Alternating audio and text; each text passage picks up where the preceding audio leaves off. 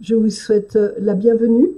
Je rappelle, ça c'est dans tous les documents PowerPoint des classes virtuelles que maintenant nous appelons CréaLive. Vous avez l'adresse effectivement du groupe d'élèves autour de Créacours. Voilà, elle est ici. Donc c'est une adresse Facebook. C'est une adresse pour les élèves qui veulent partager tout ce qu'ils font, de me demander des conseils. Nous n'intervenons pas, c'est un espace, c'est un échange entre élèves uniquement. Bien, alors, nous allons passer au programme de notre CréaLive, puisque maintenant c'est comme ça que s'appelleront nos interventions. Alors, il y aura bien sûr un accueil, un rappel des bonnes pratiques. Il y a une présentation des objectifs de ce live. Bien sûr, il s'agit du dessin au service d'un métier et les différents aspects qu'il revêt.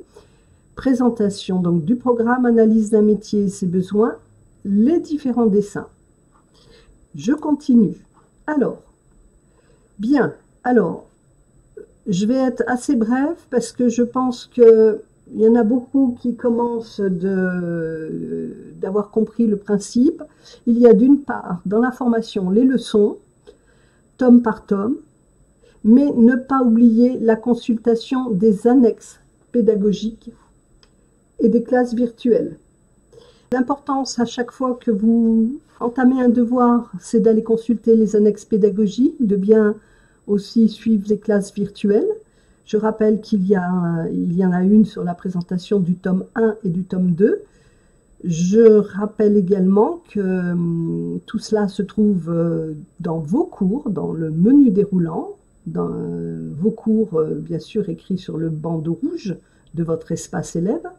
Il existe aussi 2 classes virtuelles qui traitaient de la présentation et de la composition de vos présentations.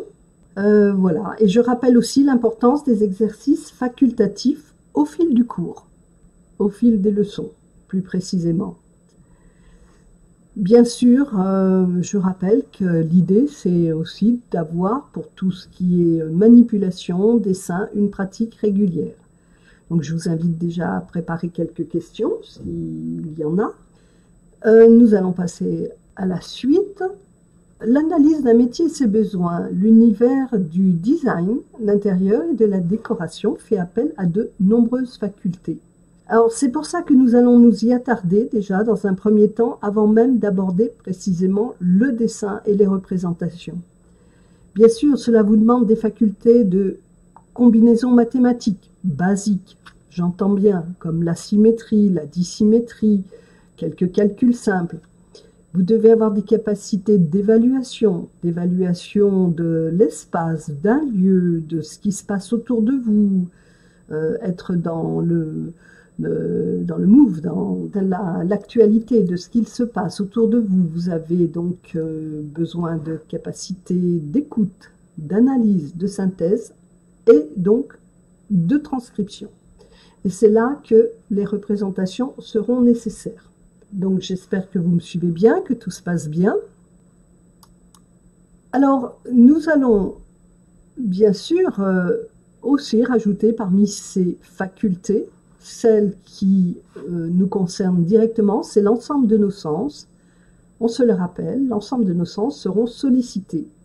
Je les rappelle, l'ouïe, l'odorat, la vue, le toucher, le goût. On peut évoquer le fait que la vue et le toucher, c'est-à-dire le sens kinesthésique, aurait une prédominance dans nos métiers, notre métier. Mais n'oublions pas que les bruits et les sons perçus par l'ouïe contribuent à la notion de confort et de ressenti d'un aménagement. Alors il s'agit bien de cela, des ressentis. Alors non seulement l'aménagement d'un espace a tout son sens lorsqu'il faut rendre ce dernier fonctionnel, et adapté au mode de vie des usagers, mais il faut également prendre en compte les ressentis qui s'en dégageront et faire des choix, proposer des choix. c'est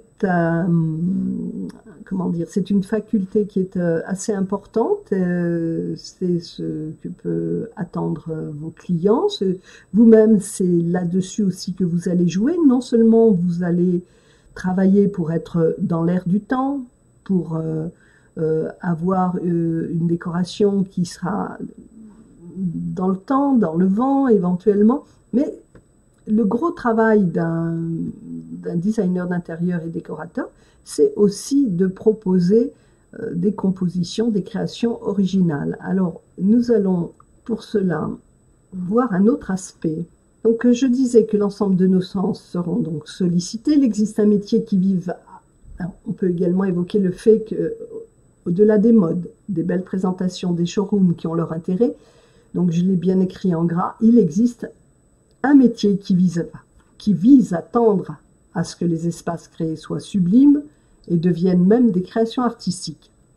Oui, non seulement nous sommes en présence de conceptions d'intérieur fonctionnelles, je le disais tout à l'heure, mais nous visons à faire des conceptions d'intérieur qui parfois est même de l'art.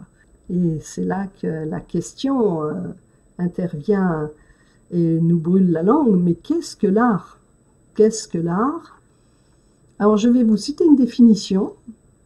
Voilà, c'est une définition à l'occasion d'un séminaire d'études sur la conception d'un lieu et qui fut exprimée par un musicien. Pour le nommer, pour le souvenir, c'est Alain Kremski, qui disait que, il n'est pas le seul, mais il l'a formulé comme ça, l'art commence à partir du moment où l'énergie contenue dans la forme devient plus forte que la forme elle-même. Donc je répète, l'art commence à partir du moment où l'énergie contenue dans la forme devient plus forte que la forme elle-même. Alors donc c'est une définition parmi tant d'autres de l'art. Mais de quoi s'agit-il? De quoi parle-t-on? Partons d'un exemple, je vous l'ai écrit, vous le retrouverez comme ça sur le visuel. Je vois un tabouret et l'observe. Rien ne me retient. Je l'identifie, oui, c'est un tabouret et il a 4 pieds, sans dossier. Il est haut ou bas, son assise est souvent ronde, mais peut-être carrée. Etc., etc. Rien d'extraordinaire, c'est un constat banal. Ce tabouret banal, comme vous en voyez dans des salles de classe ou dans votre cuisine, bon, ben voilà, vous passez à côté, il est bien pratique. Mais si par ailleurs, ce tabouret, si vous tombez sur un tabouret et que vous restez scotché, attiré au point de prolonger votre observation avec des sensations de bien-être, de plaisir ou de rejet ou encore d'étonnement, alors il se passe quelque chose. Alors il se passe quelque chose et c'est cela, cette énergie qui devient plus fort que la forme de base. On dit que l'art commence à partir du moment où l'énergie contenue dans la forme devient plus forte que la forme elle-même. Donc le tabouret dans l'usage premier devient secondaire, est là, mais il y a quelque chose de plus fort. Vous êtes happé, il y a une énergie qui s'en dégage. On dit énergie parce qu'on ne sait pas comment l'appeler. En fait, la forme de ce tabouret vous captive, c'est dû à la création particulière de l'objet, peut-être à ses couleurs, à ses formes ou à ses assemblages, déterminés par son créateur. Bon, aujourd'hui, de nos jours, c'est ce qu'on appelle l'effet wow. Et c'est bien nos ressentis qui se mettent en jeu de manière intense. Et c'est là que c'est important d'en avoir conscience. Parce que vos créations, lorsque vous les proposez, ce que nous concevez, il s'agit non seulement d'organiser donc et d'imaginer des projets, mais il va falloir les faire passer et les communiquer. Et là, on a besoin de beaucoup d'outils. Donc, lorsque nous concevons, il s'agit non seulement d'organiser les espaces, les couleurs, les matériaux, mais de créer un assemblage qui touche les ressentis et procure également des sensations. Donc ça, c'est ce que nous sommes en train de faire en tant que créateurs, designers, décorateurs. Et comment transmettre nos idées, nos conceptions? Et c'est là qu'intervient le dessin et les représentations. Comment séduire l'observateur ou le client potentiel, ou même pour vous-même, pour vous rendre compte. Donc, l'idée, c'est de faire une mise en immersion. Une mise en immersion grâce à des représentations qui vont vous y aider, et particulièrement, entre autres, le dessin. Alors, bien sûr, il y a différents dessins. Nous allons passer un petit peu en revue tous ces différents dessins. Pour en revenir à ce problème d'immersion, je ne l'ai pas détaillé ici, mais il faut bien entendre qu'il s'agit de happer la personne, de la séduire, de la convaincre. J'en ai déjà beaucoup parlé au moment d'expliquer l'importance des présentations. Il est très important que la qualité de ce que vous présentez soit bien réfléchie pour vraiment que la compréhension par l'observateur, par le client, soit simple et crée une sorte de mise en immersion. C'est comme si on le plongeait. L'immersion, c'est plonger dans un liquide. Et bien là, vous allez le plonger dans un ensemble de documents, de planches qui vont lui permettre de bien comprendre. Non seulement il y aura des textes, mais bien sûr, donc particulièrement le dessin. Alors, il y a plusieurs dessins. Dans les leçons que nous vous présentons, il y a tout ce qui est dessin à main levée. Le dessin à main levée, il peut être simple ou plus élaboré, détaillé. Il peut représenter un dessin dit à plat, 2D, oui, excusez-moi, il y a une petite coquille. Enfin, lisez bien, à plat, 2D, c'est-à-dire à 2 dimensions ou avec une illusion de représentation de volume en 3D. À droite, vous avez des dessins à plat, en 2D. À gauche, vous avez des dessins qui donnent l'illusion du volume. C'est une représentation en 3D, mais qui se fait sur un support plat. Alors, je rappelle que dans les leçons, notamment la leçon 3011, vous avez des exercices pour vous entraîner à exercer votre main, à main levée. Prenez la peine de les faire, prenez la peine de vous entraîner, c'est important. Prenez-y du plaisir aussi, consacrez du temps à cela. Je sais que tout le monde n'aime pas dessiner, ce n'est pas une obligation, mais ça peut être d'une aide certaine. Particulièrement, nous allons voir sur la vue suivante, lorsque nous faisons des recherches de plans, d'organisation. Vous voyez là, il s'agit donc des recherches de plans pour un bar à vin, où vous avez pour le bas, c'est-à-dire le rez-de-chaussée et l'étage, différentes solutions. La solution 1, vous avez une solution 2, bon, enfin, il y a des variantes. Vous avez un bar en entrant à gauche dans ce cas-là.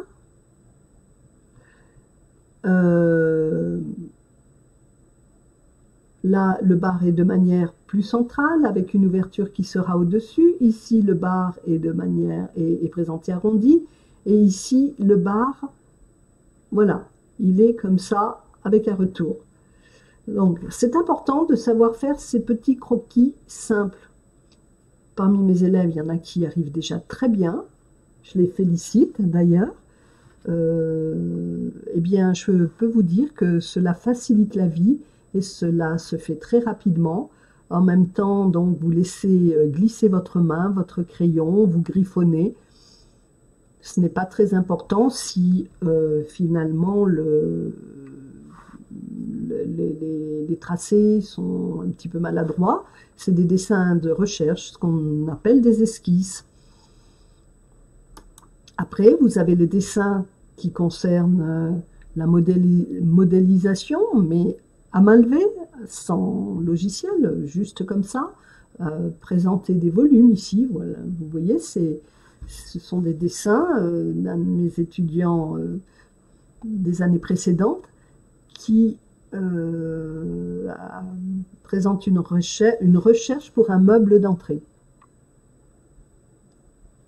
On se rend compte qu'il y a déjà ici une petite technique de tracé, mais ce sont des dessins qui peuvent se faire assez rapidement. Néanmoins, cela demande un petit peu d'entraînement et un petit peu d'imagination pour essayer de se rendre compte de comment valoriser le mobilier avec un petit peu d'ombre. Voilà. Nous continuons. Voici là un dessin. Nous remercions Séverine Mansencal qui a souvent nous a servi d'exemple dans ses dessins pour tous ses travaux. Là, c'est une perspective colorée. Alors bien sûr, donc nous avons ces trois types de dessins, les dessins tout simples, les croquis, les petits dessins en 3D. Si nous continuons, voici un dessin qui, bien sûr, et je le montre parce qu'il est assez suggestif, dans le sens où on voit le dessin à main levée, et ensuite ce que, sur la droite, le dessin peut devenir une fois qu'il est modélisé. C'est curieux, c'est intéressant, vous avez déjà dû en voir des dessins de ce type. Donc on voit à gauche le dessin très fluide, avec des écritures autour, des cotations, des annotations et des ombres jetées à la va-vite, mais qui permet quand même déjà d'avoir un aperçu des volumes. Sur la droite, c'est un dessin fait par logiciel avec rendu photoréaliste. Alors pourquoi je vous montre ce dessin? C'est pas pour que vous fassiez pareil, mais c'est pour vous rendre compte qu'on peut déjà préfigurer des volumes avec un simple dessin à main levée, quelques notions de perspective. Je rappelle que les notions du dessin, vous les avez toutes progressivement dans le tome 3. Et encore une fois, je vous suggère donc de bien faire les exercices intermédiaires. Vous pouvez les envoyer via la messagerie pour Visa, pour vous rassurer.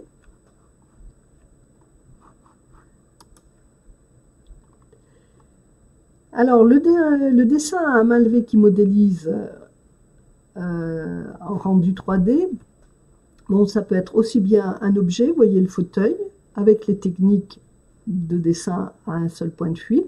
Donc, je ne vais pas vous réapprendre la technique, là, il faut vraiment bien suivre vos leçons. Mais j'insiste pour vous faire comprendre qu'avec un petit peu d'études, un petit peu de pratique, bien, on peut s'en sortir et faire des présentations assez simples. Sur le dessin de droite, eh bien, il fait partie d'un des exercices au fil des leçons. Il est un petit peu plus compliqué. C'est la représentation d'une salle de bain. Bon, là, cela demande de la persévérance, mais il faut savoir que ça existe. Ce qu'il faut se rendre compte, c'est que quand on fait une perspective, on voit beaucoup de traits à l'étude vue de l'extérieur. On se dit, oulala, je vois la progression de ce dessin, mais ce qu'il faut surtout retenir, c'est que tous les dessins, comme on le voit d'ailleurs ici pour le fauteuil, se construit avec essentiellement une ligne d'horizon et un point de fuite. Quand vous avez compris donc que tout était régi avec ce point de fuite qui vous donne les différents, on va dire, qui finalement représente une vision proche de la réalité, proche de ce que nous voyons, parce que notre œil a une vision conique. Bon, quand on a compris que tout ce qui est parallèle, finalement, est régi par des points de fuite, et qu'il suffit de basculer sa règle, vous le verrez dans les leçons, il y a moyen de vraiment arriver à quelque chose progressivement. Alors bien sûr, nous allons en parler ultérieurement, il y aura l'aspect, la possibilité de faire des perspectives avec logiciel. Bon, là, pour l'instant, je vous montre ce qui existe et ce qu'il est intéressant de peut-être d'aborder. Alors bien sûr, une fois qu'on a fait nos rendus 3D à main levée, il y a les dessins faits, produits avec des instruments. Les instruments dits, ces dessins, on dit qu'ils sont, que ce sont des dessins à la planche à dessin. Petit rappel, en général, on construit une ossature, une structure avec des traits de construction, comme le petit plan de gauche.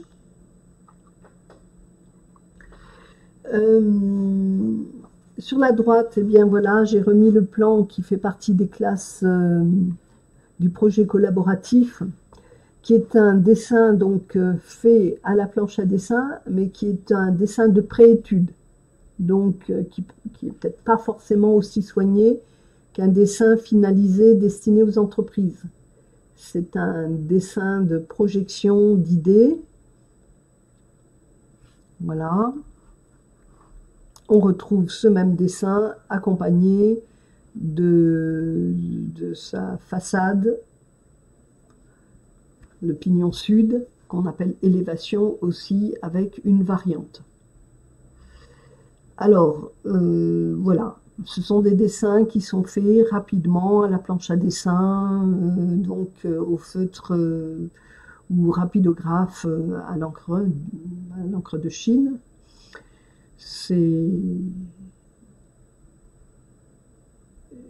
Il faut bien se rendre compte que là, ces plans qui sont issus du principe des vues projetées permet d'avoir des vraies dimensions avec une échelle. Alors tous ces dessins vont être tout ce que vous aurez à votre disposition pour bien faire comprendre un projet à votre client. Et ultérieurement, pour bien donner les indications d'un projet à des entreprises. Ce sera à vous de voir au fur et à mesure si vous poussez le dessin, si vous devez le finaliser davantage, si vous devez y passer du temps ou pas. Petit rappel avec le dessin suivant, qu'il y a des conventions. Et bien sûr, dans la leçon 3011-C, cela aborde pas mal d'aspects concernant le dessin, la cotation, les échelles, certains traits caractéristiques, mais il n'y a pas tout. Et je vois beaucoup de mes élèves qui sont en difficulté parce que rien qu'à l'observation, ils n'ont pas compris qu'il y a certaines choses qu'il fallait mieux respecter que d'autres et d'autres qu'il ne fallait mieux pas faire. Alors, outre le fait que, par exemple, pour la cotation, il y a différentes appellations, vous avez la ligne de code, vous avez la ligne d'attache, vous avez le point, ou ça peut être une flèche pour encadrer les mesures.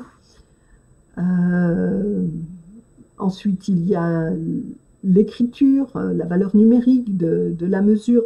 Bon, tout ça, vous avez bien compris qu'il fallait tout ça. Mais il y a des petits détails qu'il faut bien connaître, comme par exemple une écriture est toujours au-dessus de la ligne de code. On n'écrit pas sur la ligne de code. Et on écrit toujours, en général, au milieu de l'espace. La valeur numérique indiquée ne comporte pas d'unité. L'unité sera précisée quelque part ailleurs dans un cartouche. En général, on cote en mètres ou en millimètres. Ici, c'est un plan en mètres. Il est préférable que les lignes d'attache ne touchent pas le plan. Ici, elles touchent. le plan. C'est pas très très bien. Et là, c'est même bien assez proche. En général, on laisse une zone blanche. Il faut que la cotation fasse comme une couronne autour d'un plan. Là, on ne le voit pas, mais j'ai encore des élèves qui n'arrivaient pas très bien à comprendre, par exemple, que aussi, on ne met des cotes à l'extérieur que pour les parties vues à l'extérieur. Vous qui travaillez plus les espaces intérieurs, il faut bien comprendre que les longueurs, les largeurs s'indiquent à l'intérieur du plan. Alors, peu importe si c'est des murs qui sont porteurs ou pas, l'idée c'est qu'on trouve tout de suite dans une pièce sa longueur, sa largeur. Alors effectivement, quand les pièces sont en enfilade, des fois on écrit une seule cote de largeur et qu'on retrouve tout dans les pièces d'à côté. Voilà, je ne vais pas m'attarder davantage. J'en profite pour rappeler que vous pouvez déjà aller consulter le tome 7.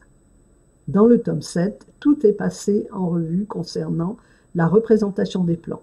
Alors, la représentation des plans est-elle importante? Elle sera très importante et poussée lorsque vous aurez à faire réaliser des choses très précises aux entreprises. Pour une présentation auprès du client pour des recherches, le plan peut être beaucoup plus sommaire. Nous allons le voir d'ailleurs par la suite. Alors, là j'en profite avant de voir la suite. Oui, je n'ai pas parlé du dessin aux instruments pour la représentation des coupes.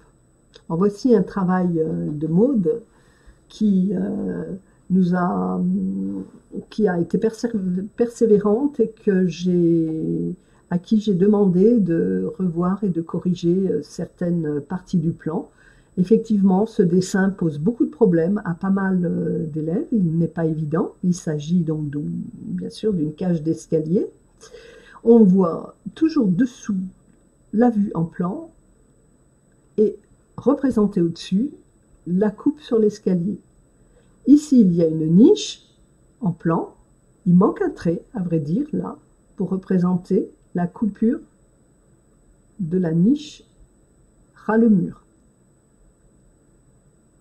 Il y a les traits qui représentent ce qui est coupé, et il y a les traits qui représentent ce qui est vu par-dessus sans être coupé, qui sont plus fins.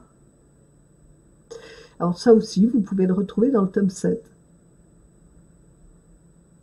À droite, alors vous avez l'habitude, pour les élèves qui ont déjà fait pas mal de devoirs avec moi, vous avez l'habitude, bien sûr, de mes annotations qui vous montrent et ciblent ce qui ne va pas. En général, en ciblant ce qui ne va pas, cela permet de déduire ce qu'il faut corriger. C'est vrai que la plupart d'entre vous, vous avez déjà une maturité, une expérience, vous êtes adulte et je ne vous dis pas faites ceci, faites cela. Quand je dis on doit voir l'arête des parties en tableau, c'est-à-dire le mur de la fenêtre, bon, ben, ça veut tout simplement dire qu'il faut le représenter. On doit voir l'arête. Donc,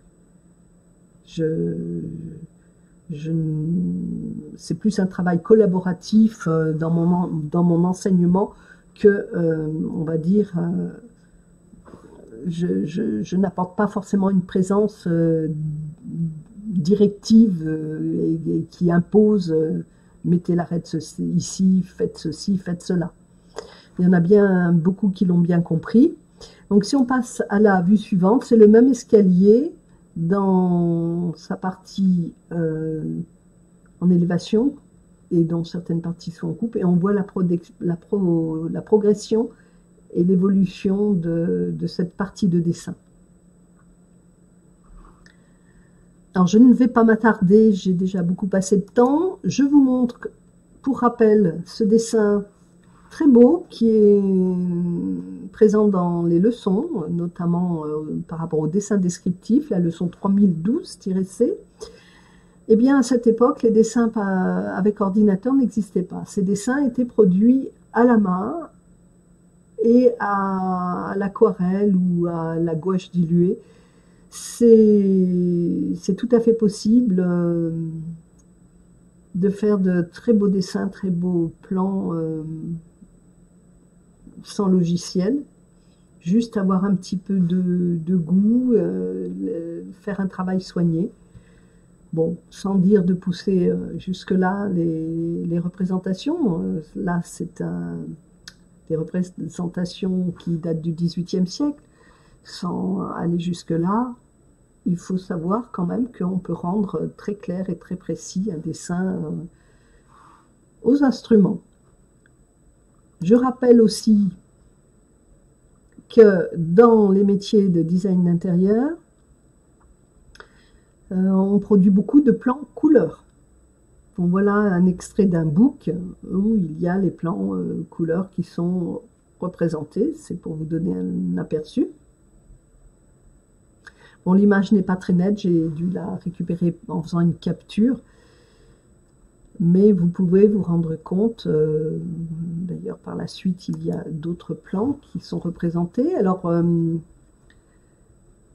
des questions qui reviennent et variables selon les personnes. Voici les blocages en dessin. Le dessin de croquis permet des libertés, il ne faut pas toujours être trop académique. Il ne s'agit pas de produire une œuvre d'art, le croquis est un outil, on peut aussi parfois s'aider de la règle pour des lignes directrices ou des axes. C'est très bien aussi lorsqu'il devient élégant avec l'expérience. Vous avez un coup de patte, mais il ne faut pas non plus abuser et faire un dessin d'artiste. Il faut quand même savoir rester assez réaliste. Donc bien se méfier de cela, c'est-à-dire quand un dessin à main levée est produit rapidement, il faut faire attention à un moment donné que les tables soient d'aplomb, que les verticales soient bien verticales, et attention aussi au défaut qu'on retrouve régulièrement, qui est celui de reproduire d'après un dessin, on va dire, produit par logiciel, et de donner des représentations de certains dessins avec les verticales qui penchent et qui donnent un effet évasé. Et ça, c'est parce que c'est quand même beaucoup lié aux représentations par logiciel qui déforment, parce qu'il y a une vue un petit peu par-dessus, plus haut que le niveau des yeux d'un homme qui se trouve dans la pièce. Là, donc, vous pouvez quand même vous permettre certaines libertés, mais il y a certaines choses comme cette déformation des verticales dont il ne faut pas abuser.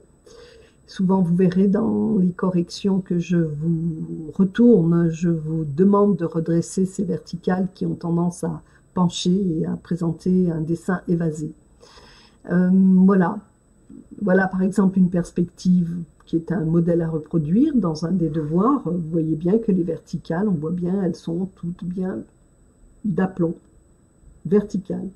Dans la réalité, à la hauteur de notre vue d'homme, si on regarde autour de nous, autant vous allez voir certaines lignes se déformer, fuir, les fonds des pièces se rétrécir, mais les verticales restent verticales. Dessous, il y a ce petit plan vu de dessus d'une pièce. Ça aussi, c'est un défaut qu'on retrouve. Pensez bien d'aller chercher les fonctions pour transformer vos plans produits par SketchUp pour qu'ils soient vraiment en plan et qu'on ne voit plus les parois verticales des murs vues par-dessus. On peut les présenter, mais lorsqu'on veut le plan, c'est vraiment le plan. Il doit y avoir la même dimension en haut de la pièce qu'en bas de la pièce. Donc il faut faire disparaître ces murs qui fuient et qui donnent un effet d'évasement. Et vous retrouvez facilement dans SketchUp ces fonctions, la fonction, c'est les fonctions où il y a les petites maisons qui correspondent donc aux vues projetées. Et vous pouvez donc très bien récupérer par le biais de ces fonctions, votre plan qui est un vrai plan et non une perspective vue d'en haut. Alors, le dessin de plan à main levée reste du dessin technique avec tracé préparatoire, oui, qui peut être réalisé à la règle et si possible à la mine de couleur rouge, c'est possible. Il peut être assimilé au tracé régulateur. Avant de dessiner un plan, vous faites un pré-tracé qui vous aide pour tout dessin représenté à main levée. Ça peut être utile. Qu'est-ce qu'il y a? Alors, je rappelle que les exercices intermédiaires au fil des cours, certains sont survolés. Je n'en vois pas forcément la trace, puisqu'il n'est pas obligé de me les retourner, mais je vous conseille vivement de bien les faire. L'usage des logiciels, alors je rappelle qu'il est expliqué dans la leçon 3020-C. Alors, je rappelle que les plans produits par SketchUp ne remplacent pas forcément un vrai tracé de plan avec QCAD ou son équivalent, hein, comme AutoCAD. Et nous allons d'ailleurs voir dans les vues suivantes ces différents plans. Alors, voici un dessin au logiciel de dessin QCAD. Voilà, c'est un plan que j'ai produit. Il se trouve que on peut faire un travail assez fin et très précis par le biais de QCAD. Alors, j'ai pas mal d'élèves qui l'ont déjà utilisé, qui le connaissent bien. Et je voulais attirer votre attention qu'il ne faut pas hésiter. Alors, j'ai pas pensé de faire la capture de mon écran de travail. Je n'ai pas pensé, mais il faut bien penser à démultiplier les calques. Là, il n'est pas en couleur. Vous pouvez aussi le sortir version couleur. N'hésitez pas à démultiplier les calques. Rien que pour ce plan, il y en a plus d'une dizaine. C'est-à-dire que, vous voyez, là, c'est un espace de travail, un open space. Eh bien, il va y avoir un calque pour les bureaux, un calque différent pour les fauteuils, bien sûr, dès le départ, un calque particulier pour les parties maçonnées en dur, et vous en profitez pour donner à vos traits de construction l'épaisseur qui correspond à tout ce qui est coupé. Hein, les murs, les cloisons sont coupés, et vous voyez sur ce plan, je vais vous montrer un peu plus détaillé. Bon, c'est un petit peu flou, mais vous pouvez deviner que les traits sont plus épais et montrent bien que ces parties-là sont coupées. Les représentations du mobilier et des rangements peuvent avoir des précisions de dimension. Là, il se trouve que, si je reviens au plan, vous voyez, il n'est pas coté, mais il a une échelle. Voilà. Après, pour ce qui est zoning, l'utilisation des couleurs, des hachures, tout ça, c'est vous qui voyez comment c'est le mieux de faire. Mais n'oubliez pas de démultiplier vos calques. Il va y avoir des calques différents pour chaque mobilier, pièce de mobilier. Donc, je dis bien, un différent pour les cloisons, un différent pour les portes, un différent pour les murs porteurs et pour chaque pièce de mobilier. Si on regarde un plan, bon là c'est un plan qui est récupéré, il est coté en millimètres. On peut retrouver les observations très importantes de précision et de convention. Alors, un beau plan relativement bien fait peut impressionner aussi le client. Et il ne prend pas forcément beaucoup de temps.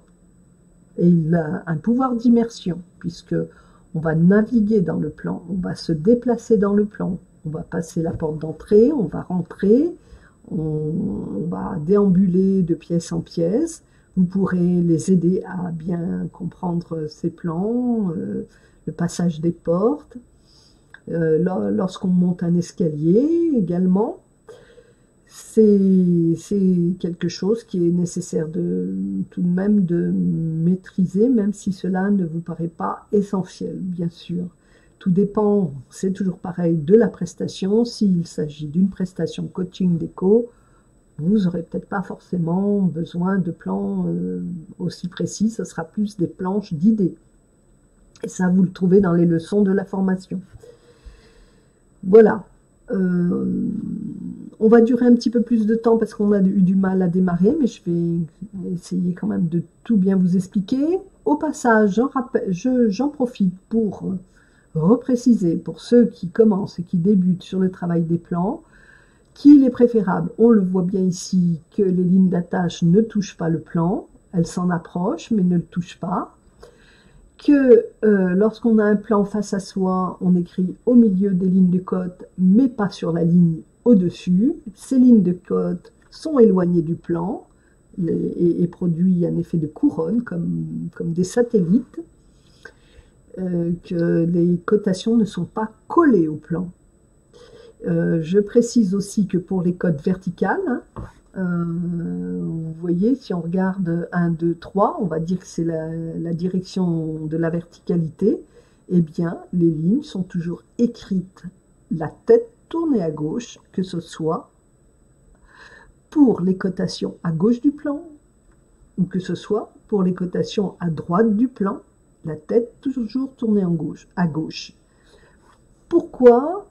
Parce qu'il suffit de tourner le plan pour que ces cotations soient toutes lisibles devant vous si vous basculez le plan de 90 degrés. Voilà, mais de toute façon, ça va venir avec l'expérience. Alors, les différents dessins, maintenant, on va passer les dessins au logiciel de dessin. Alors, voici un travail d'une de nos élèves. Et donc c'est Nathalie Prévost, on ne voit que son logo, mais il n'y a pas son nom. Alors, c'est là que le travail du logiciel de dessin est intéressant. Voici justement ce que j'expliquais. Vous avez d'une part la vue en plan, vraiment en plan, et la vue de dessus en perspective. Ce n'est pas tout à fait la même chose. C'est bien de savoir faire les deux. J'en profite aussi pour, nous allons l'aborder, que c'est intéressant aussi de présenter vos plans, de les mettre en valeur. Alors là, c'est des plans couleurs, avec des commentaires, avec un titre, voilà. S'il s'agit de plans noir et blanc type architecte, ça peut être un cartouche, c'est-à-dire un petit tableau, une petite grille où vous avez les informations principales, le titre, l'échelle, les mesures, la cotation. Je continue ma promenade. Et bien là, s'il s'agit d'un exercice de transformation d'un appartement, il y en a qui le reconnaîtront, hein. Toujours le travail de nos élèves. Voici la modélisation avec SketchUp et la perspective qui peut en ressortir. Voilà, on reconnaît bien là le canapé d'angle qui est positionné comme ça cette fois-ci. Eh bien, tout est expliqué dans la leçon 3020. Et là aussi, le dessin au logiciel a un pouvoir d'immersion auprès des clients qui est très important. Après, c'est bien toujours de se rappeler qu'il faut composer ses planches, on va le voir dans le dessin suivant, et que c'est bien de rendre agréable et facile à la lecture ce que vous proposez à lire. Bien sûr, vous-même, vous aurez un rôle en commentant votre planche et les différents espaces. Il faut que le client puisse ensuite s'y retrouver tout seul quand vous serez parti et qu'il n'y aura plus personne avec lui. Je rappelle au passage qu'il existe des améliorateurs de rendu pour SketchUp, sans doute pour d'autres logiciels aussi, qui ont un effet bluffant, puisqu'on dit, c'est ce qu'on appelle des rendus photoréalistes, on dirait presque une photo. En plus, il y a des effets d'ombre, de lumière, de silhouette. Alors, c'est un petit peu compliqué parce que, a priori, les améliorateurs de rendu sont payants, avec des logiciels payants. Mais ça, vous verrez ultérieurement quand vous serez bien installé dans la profession, si vous en avez envie. Ça peut valoir le coup, c'est assez bluffant. Et alors là, le pouvoir immersif est assez impressionnant. Néanmoins, ne pas oublier que les clients sont sensibles à des travaux de représentation d'intérieur dessinés encore, faits à l'aquarelle ou à la couleur, au feutre, que là, ils mesurent quelque part l'investissement et le travail que vous avez fait lorsqu'ils voient une vue photoréaliste issue d'un plan modélisé. Souvent, les clients ont l'impression que vous n'avez fait que prendre une photo et ne mesurent pas tout le travail de conception et de montage qu'il y a derrière, puisque bien sûr, il faut modéliser l'ensemble de l'installation et du projet. Voilà, encore des travaux de nos étudiants, étudiantes essentiellement. Eh bien, un plan tout simple, une esquisse, voilà, le plan modélisé, mais avec une présentation simple qui rend agréable la mise en situation. Et là aussi, dessous, voici le plan dessiné à main levée et des esquisses. Eh bien, il y en a qui en sont tout à fait capables. On remercie Zoé qui nous produit ce genre de travail et que donc on peut vous présenter. Et bien sûr, non seulement les plans sont posés sur la feuille avec des explications, mais il y a une composition agréable. Là, le pouvoir d'immersion est très important. Donc, on n'oublie pas que c'est ce que nous visons et ce vers quoi il faut tendre. La même image que je mets en plus grand pour que vous appréciez, voilà, les perspectives ont un coup de patte, un coup de crayon. Chaque personne a son coup de crayon, le tout c'est que ce soit lisible et convaincant. Je continue avec un autre travail d'une autre élève. Voilà, c'est Laetitia Mousset. Alors, des vues avec le logiciel de dessin, mais un dessin fait à la main. Ce qui a aussi son intérêt et permet de naviguer et de se rendre compte. Bon, il y a une dominante de couleur qui fait qu'il y a aussi une impression agréable, assez agréable.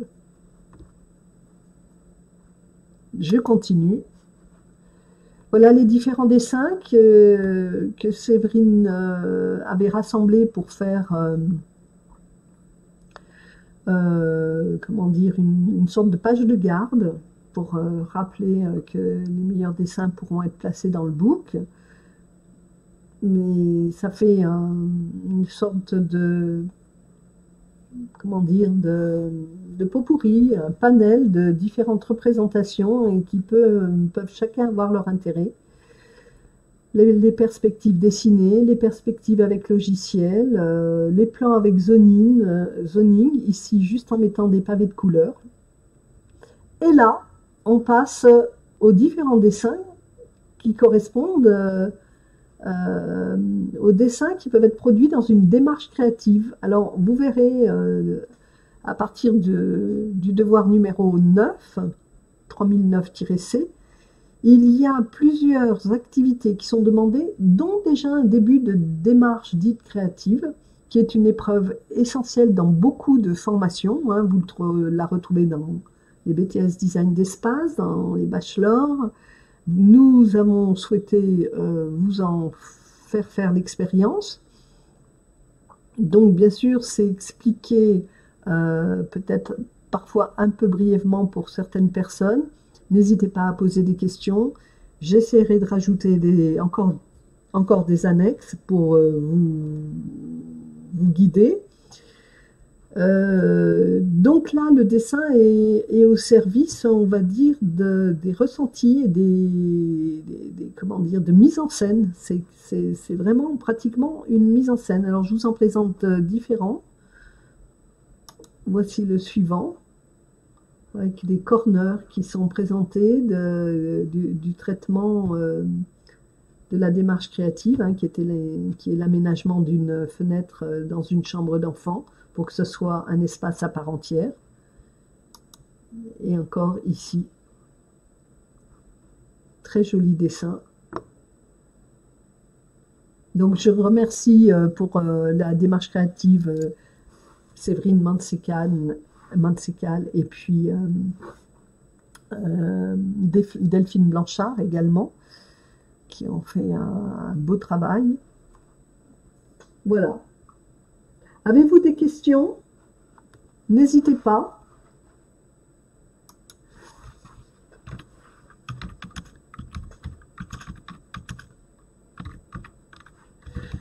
Là, nous allons arriver pratiquement au terme de la présentation, qui tournait donc autour du dessin, le dessin au service d'un métier, utiliser le dessin pour créer un pouvoir émergent et des représentations qui parlent et permet de lire et de bien faire comprendre en fait un projet, ce projet qui peut tendre à être une création artistique, je le rappelle. Cette création artistique, en fait, eh bien, nous ramène à la définition de l'art. L'art, voilà, c'est lorsque l'énergie qui se dégage d'une forme devient plus forte que la forme elle-même. Hein. L'effet wow, comme on dit maintenant, même une belle voiture qui passe et quand on la regarde et qu'on fait wow, c'est de l'art. Eh bien, une conception, votre travail de créateur, pour aménager des espaces et proposer une décoration, peut refléter une sensibilité des ressentis et il va falloir que vous puissiez faire passer ces ressentis au travers de, essentiellement, des représentations, c'est-à-dire le dessin.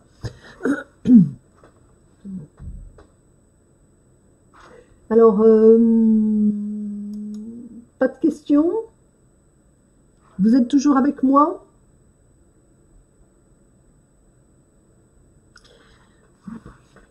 Je ne sais pas si vous m'avez entendu jusqu'au bout.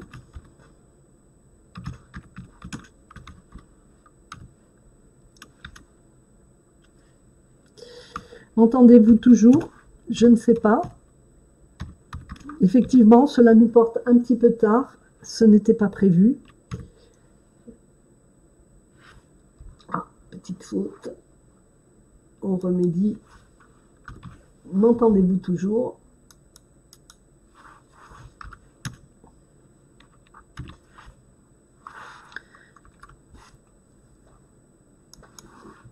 Écoutez, je pense que peut-être que là, nous avons fait déjà un bon tour. Je voulais vous rappeler que des fois, il y a quelques astuces supplémentaires qui ne sont pas dans les leçons et qui pourraient vous aider, de bien consulter les annexes pédagogiques et les classes virtuelles.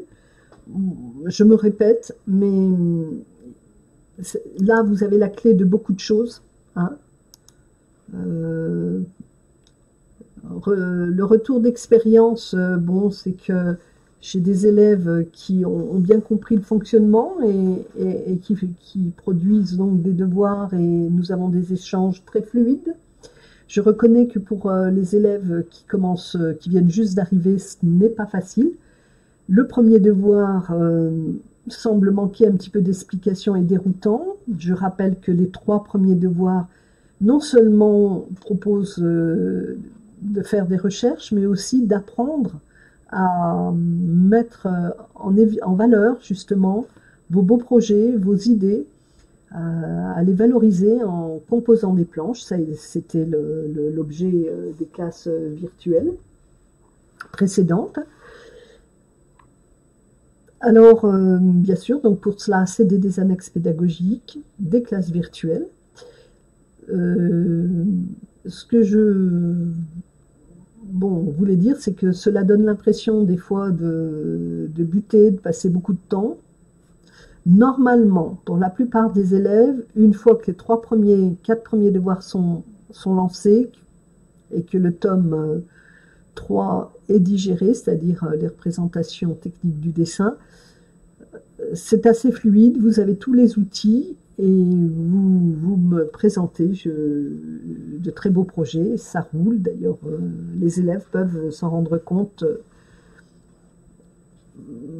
par mon retour, par mes corrections. Je voulais encourager donc toutes les personnes qui commencent et qui débutent. Il ne faut pas hésiter à se remettre en question, à refaire, à essayer d'améliorer. Donc, je rappelle encore une fois que mettre en valeur votre travail, c'est donner, c'est la promesse d'un pouvoir d'immersion pour un client. C'est vraiment arriver à le capter et à lui faire comprendre ce que vous avez dans la tête, ce que vous lui proposez. C'est important d'y passer du temps dès le début de la formation. C'est ce qu'on appelle faire du design de communication, hein, utiliser le design graphique. La plupart des formations, toutes les formations, même que ce soit même des formations très diplômantes, proposent d'aborder cet aspect. C'est incontournable. C'est malheureux, mais c'est comme ça, et au contraire, c'est plutôt agréable. C'est par les représentations et la mise en valeur de vos planches les différentes planches de vos conceptions que vous arriverez à séduire et à faire comprendre et à faire passer vos idées.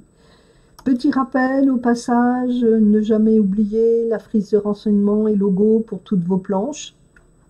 Voilà. Bon, un point focus, les renseignements nécessaires utiles devant figurer sur une planche. Toujours pareil, illustration et analyse de la frise. Si à gauche, une frise élaborée et réfléchie, ci-dessous, juste un logo dans un coin de la planche. Les deux sont possibles, c'est une question de personnalité, mais c'est important quand même qu'il y ait le projet, de quoi on parle. Est-ce que c'est une planche concept? Est-ce que c'est un aménagement de séjour? On doit le retrouver. Le nom, votre nom, la pagination. Donner un joli cadre, un environnement. Bien. Ben écoutez, je vois qu'il n'y a pas de questions particulières, que ça se passe bien. J'ai des retours positifs. Vraiment, je vous remercie pour votre patience. Au vu des difficultés que nous avons eues pour démarrer, pour commencer la séance. Voilà. Je vais vous faire un petit coucou en retournant. Voilà. Je vous dis au revoir et puis j'espère que vous avez apprécié en dépit de nos petits problèmes. Et je vais vous quitter.